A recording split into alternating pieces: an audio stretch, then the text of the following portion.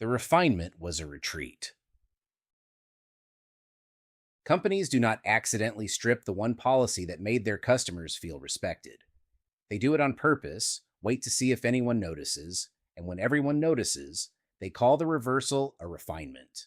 The sequence is always the same: quiet removal, public reaction, managed retreat, dressed as evolution.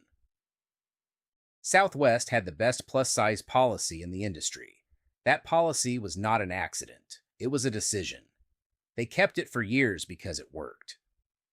In January 2026, someone else decided it didn't.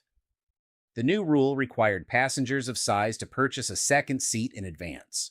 Refunds came with conditions. The flight had to depart with empty seats. The seats had to match fare class.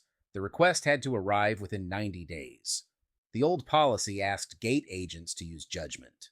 The new policy asked passengers to front the cost and hope for favorable conditions on the back end. Southwest called it an operational update tied to the switch to assigned seating. That explanation lasted until the complaints went viral. A passenger paid $443 for a second seat. Another said the enforcement was embarrassing and delayed a flight. A TikTok video went wide. Southwest, which had framed the January change as a necessary adjustment, spent May walking it back without acknowledging it had done anything wrong.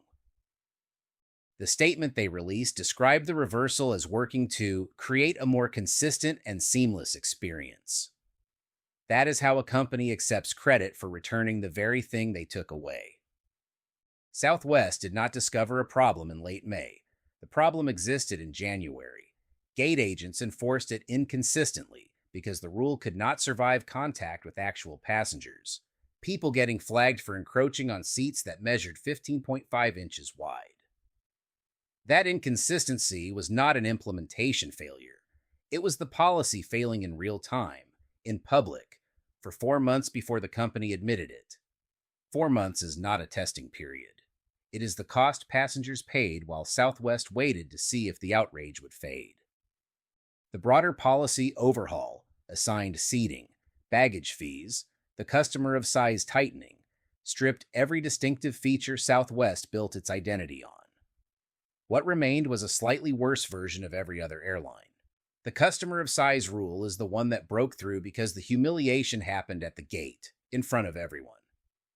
Every other airline charges for bags and assigned seats. Only Southwest made a point of treating people decently at the door, and that is the policy they chose to cut. Southwest crawls back and calls it a refinement.